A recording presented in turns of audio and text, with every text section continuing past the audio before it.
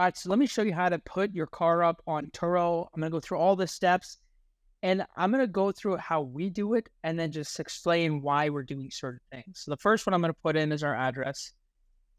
So if you're working from home, just put your home address. If you have an office, put that in. This is typically like where like people are gonna drop it off, pick it up the primary address where it's free pickup, free delivery. So I wouldn't put like the airport or anything like that. I just put where you want the standard pickup and drop off to be. A lot of the times, unless people have offices, it's at their house. Next part is the bin. I'm gonna pull that up right now. Okay.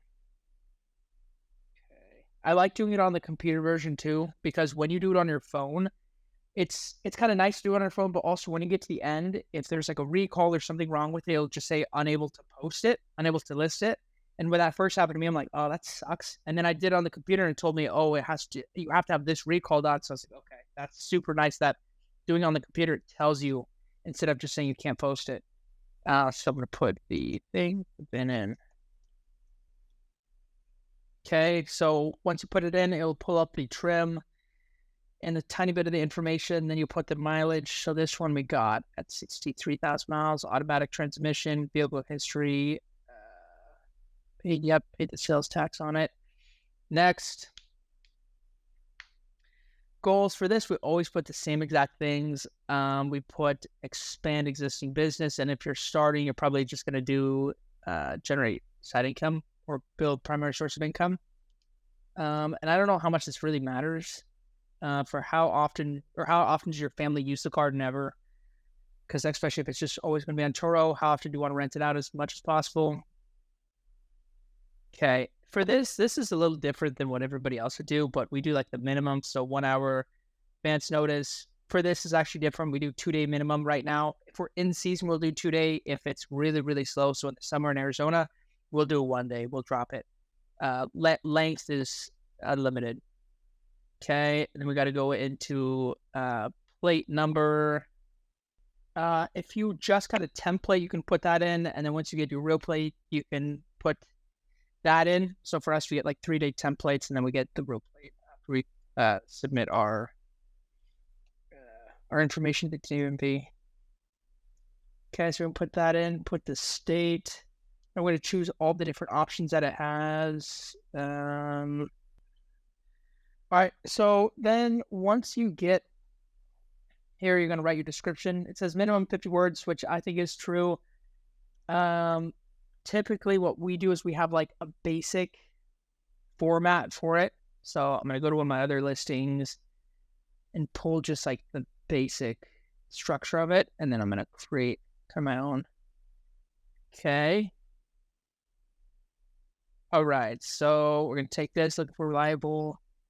Okay. So for when you make your description, I would put a little bit about the vehicle. You can put like the special features that it has, the special things that you do, but it should always start with like the vehicle itself, and then talk about I guess maybe main points like cold AC, Bluetooth. We always like that kind of stuff, and then talk about the experience that you give. So 5-star, and then I would put the no's that you don't allow: no ride share, no smoking, and then save. The next is the photos. I think photos are really important. You should at least have 10 minimum. The more, the better. For this, we got a lot more than 10. So I'm just uploading the photos on my phone. And when you upload your photos, you should definitely put them in a certain order. So I'm just going to show you the photos that we have taken, just to give you an idea of how we shoot them. So always want something at the front, full front. And then you kind of want to slowly go around the car. So 3/4, it's another 3/4. Probably not going to have any doubles of anything. There's the other side. There's the back 3/4, full back, other side, full side. And what this does, it really gives them an idea of all the different features, the look of the car. I like this shot a little farther back, kind of gives you more of a cinematic shot. Show the back seats, or show the space, I guess, the trunk. Front, show kind of the gauge on where the driver's going to sit. maybe more of a close-up one, radio and all the buttons and stuff. Same thing, just on a cluster of the buttons. This is showing that it has back AC. So I try to get photos of like all the different features that a vehicle will have. And this is pretty unique. I mean, it's cool to see this for sure. So it's good to show it off. This kind of shows the other side. Back seat, second row, third row. Another one of the trunk. Show this face when you have all the seats down from the other side as well. Another one of the same one. And then we're looking at the backup camera. So when I put these in order, I pretty much put them almost in that same order. I'll probably put this one a little higher up, but I'll try to put it in order of like from outside to inside, from most important to least important. I think all the outside shots are probably the most important, and then the front driver's seat and the space is most important, and then getting into kind of the little knickknacks. So I'm going to be changing those around right now, just to make sure that the order is good. And again, I don't want any duplicates. I know I have duplicates in here, so I'm just going to go ahead and delete those just so people aren't going to see those. For us, it's really not even close to over. Like this thing's not done yet. Needs a lot more stuff to do. So I'm going to go back. I'm going to go back to my page to find the car since I already did it on my phone. Where is it? Yeah, here it is. And it listing. This is the part where you really have to take some time and dive into it. And here's what I do. I'm gonna make it real simple for you. I just go straight down this list. I go through every single option and go through everything. First thing I see is automatic pricing. I'm fine with automatic pricing. I'm fine testing it to see whether it works for certain cars or not. I'll tell you right now that $42 for a Chevy Tahoe is unreal. And if somebody booked it right now, I'd probably be pissed. I'm going to put the minimum to, let's say, 75. Maximum. You always want to have the maximum high because you have to remember, like in crazy seasons, the price needs to be extremely high or at least shift towards that. I'm going to do last minute boost, 5% fair. This is always way too high. Like 3-day discount of 10%. That's crazy. I always do the same. I do 3, 5, and 7 just because like I want to give them incentive to book longer, but I also don't want to just rip away what we're making. I never do the early bird discount. I don't. And I know it's sometimes people can think, oh, it gives them incentive to book, but I don't care. I mean, I'm not really into that. This part is really important when you do your delivery. I think it's going to depend on the car. I'm just going to show you what I'm going to do. So we always do their location tip. Like a typical car will do 75 for 15 miles. For this one, I'm going to do 85, so bump it up a little bit. I'm not going to put all of the locations, but you really should. So start with the most important. So start with the airports, start with the major places that people are coming into, and then to add the other things. But like add as many locations as you can. I know there's a maximum, and we max out every single car because you may think, well, if somebody's going to book it at, some hotel or something, they're just going to do that location. Well, if they can get a discount and they can see it on your drop off things, they're going to book it. We've had there's this one resort here that people always book. So definitely think about that. One other thing to think about is this is pretty cool. You can give people free delivery after a certain amount of time. We do this and usually it's about 5 days. So I'm just going to save that right there. Guest instructions. Yeah, this is really important. Actually, I'm going to go back real quick. I'm going to do scheduled messages. This is like huge. If you don't have this already, you're missing out big time. So we do scheduled messaging. So when somebody books a car, there's a thank you message. If they book to the airport, we have instructions on, what they should be doing and what this process is. We have an extension thing. So pretty much when they're 3/4 away in the trip, we ask them if they want to extend. And you may think, Max, well, like who cares? Like I don't need to do that. I could just text for something. The extension thing has made us so much money in people extending. It's unbelievable. So I would highly recommend you do it. This one is for, let's see, making sure, okay, this is important. So when people bring it back, you want to make sure it's clean and full of gas. By stating that, it's increased the amount of people that bring it back clean and full of gas by, I mean, exponentially. So many people. I think that's the same one. Let's see. Okay, this is a pretty good one. So, this is another one for the airport. So I just kind of give them instructions. Please return it to the place. Take pictures of where it's at. Text, give me questions. This one's really important. This is kind of like a 2-for-1 because you can't do it per location yet, I don't think. But these are all the instructions depending on the airport. So with 2 major airports, Sky Harbor, which is Phoenix, Mesa Gateway, which is in Mesa, and these are instructions for each. You can take a look at this and copy it if you want. Pretty much it's just we need them to set a selfie with them and their ID. Then we'll drop off the car, put the lockbox in the car, and then send them the location. 5-star review. This is huge. If you're not doing this, you're missing out big time. Essentially what it is thank you so much for booking. If you don't mind leaving a 5-star review, we'd really appreciate it. And we bank also not only on the Turo, because Turo, of course, is good for reviews, but on our Google page, on our Yelp page, whatever other things you have, that's huge.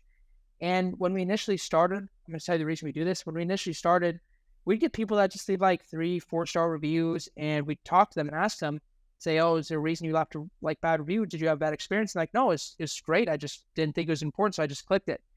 And obviously that hurt our business. So we learned, okay, well, maybe we need to be telling them. And if they have a bad experience, they're going to leave a bad review, but it helps the people that maybe don't think about it.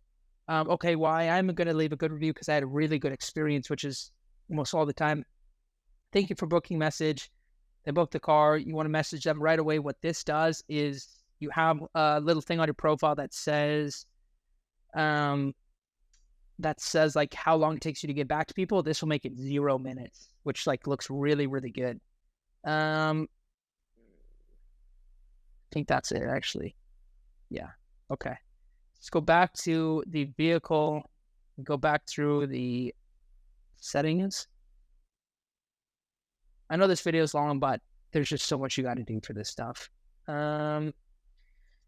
We honestly don't do any of this just because we already have it in the pre-messages. Sometimes we'll add little things, but I mean, it's literally all there. Photos, as you can see, this is how I laid them out. I put the cinematic one first. I'm going to see how that does. Then I put the closer up, front, I kind of wanted to look around the car, like I said. Then I put the front, did the features, showed the space. This just kind of looks clean. It feels clean. Details, this is important. Number of seats, you got to make sure that's right. Number of doors, 4. Gasoline grade, regular. I mean, if you put the wrong thing in here, or you just don't put it in and it's a premium gas car and they just put regular, that would suck. That would really, really suck. FAQ, we usually don't do that. We'll put color of the vehicle always. Going back up, extras. This is not a necessity, but I've definitely seen a lot of people booking these extras. So I'm going to put baby. This is a big one. This is a really big one. I'm going to put 2. So we're renting a car for somebody, and he does per trip $30 a trip. He has a Cadillac Escalade and a couple other vehicles, and it absolutely crushes it. This is something that we haven't changed yet, but I'm going to test it out for this just because this is like a family car. This is somebody has a family coming to town. This is what they need right here. Please don't mind my spelling. I rely really heavily on autocorrect. Distance included. This is a really big question that everybody asks. We used to do unlimited. We definitely don't now, especially for the car like this. If you're going to put a limit to them, put 250, because at 250, that increases the visibility of your car by, I don't know what the amount is, but I was told like crazy. So we're going to put that at 250. Vehicle protection. This is another thing that people just like talk about at all times. We just do the 90-10 plan. Works great for us. Had no issues. Trip preferences. Okay, this is really big because a lot of people miss this and it's super important. So once you've done your locations and delivery, I'm just going to add another one. I'm going to do toggle. So just because you put the locations in doesn't mean that they're actually toggled on. So I'm going to put this one at like $75. You guessed, we will conveniently meet you with the vehicle and hand you the keys. Version. Again, I'm gonna go back and change all this, and of course I'm dyslexic, so I spell 90% of things wrong. Okay, so I have just this car. Do I have an airport yet? Okay, no, but I have everything. All right, trip preferences. So when you set these up, it doesn't automatically toggle them on. You have to go in and toggle them on. And that one took us a while to learn. Because if you don't have it toggled on, nobody can book it. Nobody can book Sky Harbor, the airport that you're near. Nobody can book the hotels. Nobody can book their location. So it's like you can only book it where you are. So toggle this on 100%. We'll consider long-term trips, of course. I mean, if somebody wants to book it for 6 months, we're going to let them. Safety inspection, this is not something they have to do. That's it. I mean, definitely a lot of steps you have to do, and it's not something that you just set and forget. It's something you have to come back to, especially with the pricing. What we do is I always like to set up automatic pricing and see how it rolls. As you can see, 75 a day, which is my minimum, 75 a day, 77. And once it gets booked up, it'll move the pricing. I play with this a little bit and see how much I like this. If I don't like it, then I'll automatic or manually do it myself. Sometimes it's okay with this stuff. If there's a month that's really slow, then I'll manually go in and put the price for the full month the same, and then kind of do what Turo does and increase as people book. Just because, I mean, their system's still learning and it's not the best, but it's still pretty good. I will say, though, when you know your busy months, so for us, October, November, December, like all those days are crazy. So what I'm going to do is I'm going to go through until February, because these are some of the busiest months, not the busiest. The busiest, I'm going to do something else. And I'm just going to increase that rate to 149, because if somebody books in advance, I want to capitalize on that, especially in these kind of months. There's no reason we should be making that much money. Now, let's go to March. I can see that they already have some pricing. Prices are okay. I'm going to go in and manually do this. March is our busiest month. And, like, we got to have the prices, like, super, super high, because if somebody books it that far in advance, the cars are already going to be crazy expensive, and we want to capitalize on that. So I'm going to put 199 for that. And even if nobody books it, that's okay, because March is 100% going to get fully booked. But having people not book it yet at really low rates, it's going to save you. So then when you get close, you can actually modify them for what the prices should be. So this is kind of let's hold off on pricing it right now. But if somebody does book it, that's great. Like, we got a good rate for it. This is really all the steps you need to do. Again, just keep moving into pricing. Make sure that you change it for certain days, like July 4th. If you're in a place where people travel to a lot, change that pricing. Don't get lazy. Don't just rely on Turo. Do it yourself. But I hope you learned something. I know it's a lot of information, pretty long video, but I hope to see you in the next one, and comment anything you guys want to see. I'd love to help you guys out. See you in the next video. Bye.